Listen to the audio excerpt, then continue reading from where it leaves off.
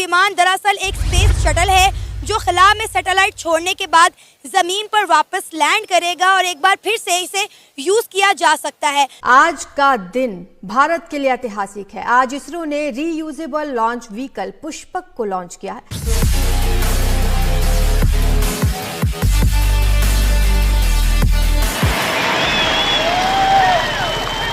ISRO has successfully completed the second fully autonomous landing of its space plane. So totally remarkable कि वो लोग इतने बड़े achievements कर रहे हैं।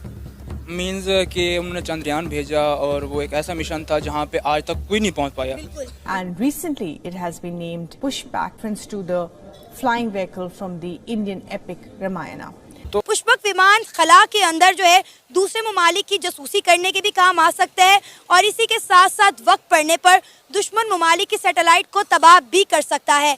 प्लेटफॉर्म के जरिए एटलीस्ट मैं तो मुबारकबाद देना चाहूँगा इंडिया को, उनकी हुकूमत को, ISRO को। जैसे ही नरेंद्र मोदी की हुकूमत आई है वहाँ पर बेतहाशा इन्वेस्टमेंट हो रही है और आपको स्पेस प्रोजेक्ट्स में भी इंडिया एक बूम पकड़ता दिखाई देता है, ना सिर्फ यहाँ बल्कि वेपन इंडस्ट्री में भी। इसरो ने अपने रीयूजेबल लॉन्च व्हीकल की लैंडिंग का सफल परीक्षण किया है। इसका नाम पुष्पक है। तो इंडियन लोग ना आप कह सकते हो कि बड़े जुगाड़ी होते हैं, बहुत जुगाड़ लगा लेते हैं। महंगाई का कितना बोझ बढ़ेगा, मुल्क की मईशत जो उभरेगी या फिर इसका रिवर्स गियर लगने का सिलसिला जारी रहेगा। इलॉन मस्क ने बेसिकली पहला मरतबा ये मॉडल दिया था और वो काफ़ी परफेक्ट भी रहा है। ठीक है, अगर इंडिया उस टेक्नोलॉजी को कह सकते हैं कि कॉपी कर रहा है, ये जेरोक्स बनाने की कोशिश कर रहा है तो अच्छी बात है। शोबे की अगर बात कर लें, आपके शोबे में भारत कहाँ स्टैंड कर रहा है? बहुत आगे है। कोई मयार ही नहीं यार। वो कदम कदम पे हराम भी नहीं खाते, वो मिलावट भी नहीं करते, उनकी नकाली कर रहे हैं।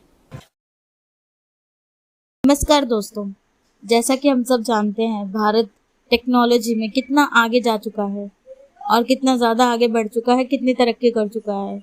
लेकिन वहीं एक रामायण का जो पुष्पक विमान था, अब इसरो ने उसका निर्माण कर लिया है और उसकी सफलतापूर्वक लैंडिंग भी करवाई है, जो कि भारतीयों के लिए और भारत के लिए बहुत ही ज़्यादा गर्व की बात है।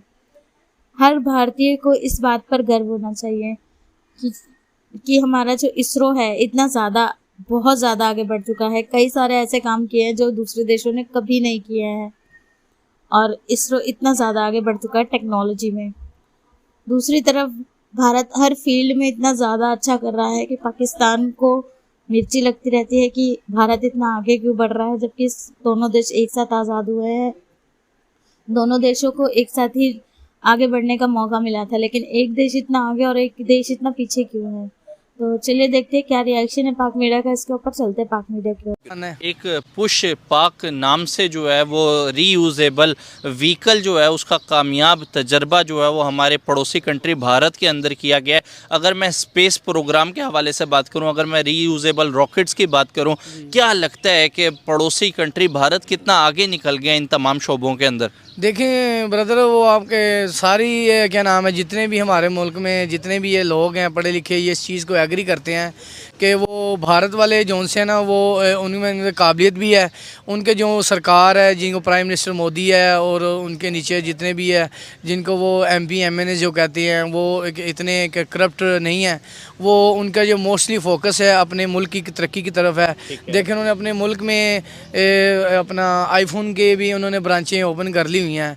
और दूसरी बात यह है, उनके जो सबसे अच्छी बात लगती है उनकी जो आर्मी की है, उनके पास जो उनके कैप्टन्स होते हैं, जो लेफ्टिनेंट रैंक पे होते हैं, वो जब क्या नाम है रिटायर हो जाते हैं तो उनको वो हर किस्म की फैसिलिटीज़ अपने ही मुल्क में प्रोवाइड करते हैं हमजा भाई, ताकि वो उनके पास सीक्रेट होते हैं, उनके राज होते हैं, ताकि वो बाहर को मूव ना कर पाए। हमारे यहाँ होता है कि जितने भी इधर ऊंचे रैंक पे होते हैं वो क्या नाम है रिटायर होने के बाद बाहर जाके सेटल हो जाते हैं। उन्हें क्या नाम है ग्रीन कार्ड दे दी जाते हैं, उनके वहाँ की निशानिटी दे देती हैं, जजीरे ले लेती हैं। इस वजह से ना ये सारे अमेरिका के पीछे लगे हुए हैं सब और उनके के इशारों पे नाचते हैं, जिसकी वजह से महीने पहले की अगर बात की जाए तो चंद्रयान 3 एक मून मिशन जो है वो हमारे देखने में आया था, जो कि एक कामयाब तजर्बा जो है वो पड़ोसी कंट्री की जानिब से किया गया था। उसको बाकायदा पाकिस्तान के मीडिया ने भी जो है वो दिखाया था अपने चैनल्स वगैरह के ऊपर और पूरी दुनिया ने उसको सराहा था कि एक बहुत ही कामयाब जो है वो तजर्बा भारत की जानिब से किया गया है। अभी सर ये जो रीयूजेबल रॉकेट व्हीकल जो इस टाइम मतलब जो है भारत की जानिब से कामयाब तजर्बा किया गया है, कहा यह जा रहा है कि एनुअली जो स्पेस उनका प्रोग्राम है इसरो के नाम से, सर सैटेलाइट्स अब जो वो भेजा करेंगे उसमें ये बिलियंस ऑफ डॉलर्स जो है वो भारत की गवर्नमेंट के जो है वो बचाएगा। सर एज अ पाकिस्तानी आपको क्या लगता है इस तरह के इफेक्टिव प्रोजेक्ट जो कि पड़ोसी कंट्री की जानिब से देखने में आते हैं किस हद तक मतलब उनकी कंट्री और पूरी दुनिया के लिए हेल्पफुल है, क्योंकि इससे पहले टेक्नोलॉजी सिर्फ अमेरिका के पास थी? बिल्कुल ऐसी है, आपकी बात बिल्कुल ठीक है। उनका जो माइंड है ना वो एक बेटर फ्यूचर की तरफ है और वो दिन ब दिन तरक्की की तरफ जो है ना वो गामजन हो रहे हैं। एक हमारा ही मुल्क में इधर सिर्फ नफसा नफसी का दौर चल रहा है, हर क्या नाम है आदमी है। अब ये देखें रिसेंटली जो हुकूमत आई है ये भी नाजायज़ तरीके से आई है और इनके कैंडिडेट नाजायज़ तरीके से उन्होंने अपने ही उम्मीदवार खड़े करके उनको विन करवा दिया। मुझे ये बताएं कि आखिर क्या वजह है कि हम अभी इन्हीं चीज़ों में हैं कि ये सियासतदान आ रहा है, ये गवर्नमेंट जा रही है, बस काबिलियत नहीं है, पढ़े लिखे नहीं है। तो आज के लिए इतने दोस्तों, अगर वीडियो पसंद आई तो लाइक और सब्सक्राइब करना ना भूलें। तो मिलते हैं अगले वीडियो में। जय हिंद, जय भारत। जय भारत।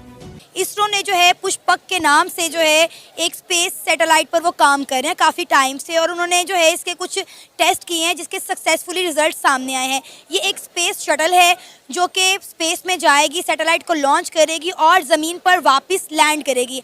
आपको पता है इससे पहले जितने भी सैटेलाइट रॉकेट के ज़रिए लॉन्च की जाती हैं, रॉकेट जो है वो वापस नहीं आता, खला में तबाह हो जाता है या कहीं और समंदर वगैरह पर गिर जाता है। लेकिन ये जो स्पेस शटल इंडिया की जानिब से बनाई जा रही है, इसरो की जानिब से, ये खला में जाएगी, वहाँ पर सैटेलाइट लॉन्च करने के बाद दोबारा ज़मीन पर लैंड करेगी। इसके कुछ टेस्ट किए गए हैं लेकिन वो जो टेस्ट हैं वो सक्सेसफुल हुए हैं। क्या कहेंगे हमारा हमसाया मुल्क भारत साइंस एंड टेक्नोलॉजी में कहाँ पर खड़ा है और हम कहाँ पर आज खड़े हैं? अब वो एक्चुअली ये है कि अब चूंकि वो पहले तो अमेरिका को तेल चाहिए था, तो तेल के लिए पाकिस्तान एक बेस्ट ऑप्शन था कि अगर इराक पे हमला करना है तो पाकिस्तान इस बेस बन जाए, अगर अफगानिस्तान को इन्वेड करना तो पाकिस्तान एक बेस बन जाए। अब मामला ज़रा बदल गया है। अब चूंकि चाइना एक बड़ा हरीफ बन के उभर रहा है इस खित्ते के अंदर अमेरिका के लिए, इट इज़ वेरी इंपॉर्टेंट कि चाइना के ऊपर एक चेक एंड बैलेंस रखा जा सके। तो पाकिस्तान उसके लिए एक बेस्ट प्लेयर नहीं है, क्योंकि पाकिस्तान के कुछ ना कुछ बहरहाल फॉरेन जो पॉलिसीज़ हैं वो चाइना की तरफ इंक्लाइंड है। That is why Pakistan is not the best option. तो India is the only option, क्योंकि इंडिया के बहरहाल कुछ तनाव भी पीछे रह चुके हैं। तो इंडिया को यूज़ करना है कि वो चाइना को बिजी रख सके ताकि चाइना एक ग्लोबल पर्सपेक्टिव पे अपने आप को उस तरह से शेप ना कर पाए। यही वजह है कि इंडिया के ऊपर हमें इस तरह का रहम करम नजर आता है कि जैसे ही नरेंद्र मोदी की हुकूमत आई है वहाँ पर बेतहाशा इन्वेस्टमेंट हो रही है और आपको स्पेस प्रोजेक्ट्स में भी इंडिया बूम पकड़ता दिखाई देता है, ना सिर्फ यहाँ बल्कि वेपन इंडस्ट्री में भी। तो एक्चुअली समझने की ज़रूरत यह है कि वैसे कर कैसे पा रहे हैं। ये जो भी उनकी चाशनी है ये बनावटी है, ये रेडीमेड है, ये इंडिया की अपनी नहीं है। और मैं बिल्कुल ये नहीं कह रहा कि पाकिस्तानी होने के नाते कि इंडिया को गिराने की ज़रूरत है।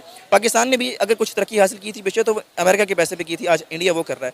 तो अगर जितनी भी तरक्की है उनको अगर आप इस पर्सपेक्टिव में देखो तो आपको वो एक फीकी नज़र आएगी। हाँ बहरहाल ठीक है, हमारा हमसाया है, हमें उनको कुछ मोटिवेट होने की ज़रूरत है, लेकिन हम जितना भी मोटिवेट हो लें, जब तक हम इस गेम को नहीं समझेंगे और अपने आप को इस काबिल नहीं बनाएंगे कि हम अमेरिका की झोली से अपने आप को आज़ाद कर लें, तो मैं नहीं समझता कि ये मुमकिन है हमारे लिए कि हम एक सुई बेस पे। आपने बात की कि इंडिया को अमेरिका की सपोर्ट है, लेकिन आप ये देखें कि इंडिया बहुत सारे जो मिशंस हैं वो अमेरिका की मदद के बगैर कर रहा है।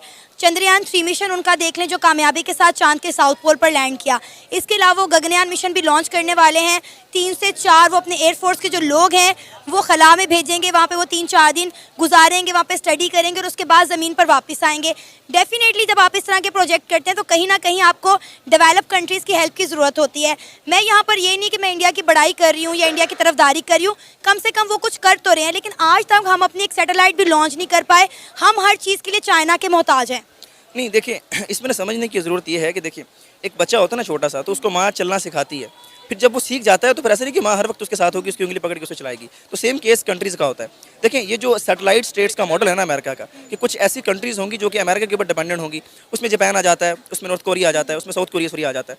ये कंट्रीज़ तो कम्प्लीटली डिपेंडेंट है, जिनकी मिलिट्री को भी अमेरिका ने ऑन किया है। लेकिन उसके बाद कुछ ग्रे एरियाज़ भी हैं कि कुछ ऐसे कंट्रीज़ हैं जाके फॉर एग्जाम्पल कभी पाकिस्तान था, आज इंडिया है, जिनकी इकॉनमी को अमेरिका जो बूम करने की कोशिश करता है उनको स्टेबलाइज करने की कोशिश करता है। तो मैं फिर कह रहा हूँ, देखें सवाल अगर तो ये है कि अगर वो कुछ ना कुछ कर रहे हैं तो बहरहाल अच्छी बात है। तो मैं समझता हूँ कि एक वीक आर्गुमेंट है और ये एक सरफेस लेवल थिंकिंग होगी कि हम ये देखेंगे चलें यार वो उस बैसाखियों के सहारे भी कुछ ना कुछ तो कर रहे हैं। मैं समझता हूँ कि देखिए जब आप चल ही बैसाखियों के सहारे रहे हैं तो फिर जाहिर बात है बैसाखियाँ आप एक कदम रखेंगे तो अगला पैर आप खुद ही उठा के रखेंगे ना। तो अगर इस सारे सिनेरियो में 2-4 मिशन उन्होंने ऐसे कर लिए हैं जो कि उनकी अपनी कह सकते हैं कि इंटेलेक्ट से आया, तो इट्स अ नेचुरल थिंग। अगर मुझे आप रिसोर्सेज देंगे और मैं उनके सहारे अपने आप को बिल्ड करूँगा, फिर जाहिर बात है इंटेलेक्ट मेरे पास आएगा और मैं कुछ चीज़ें कर भी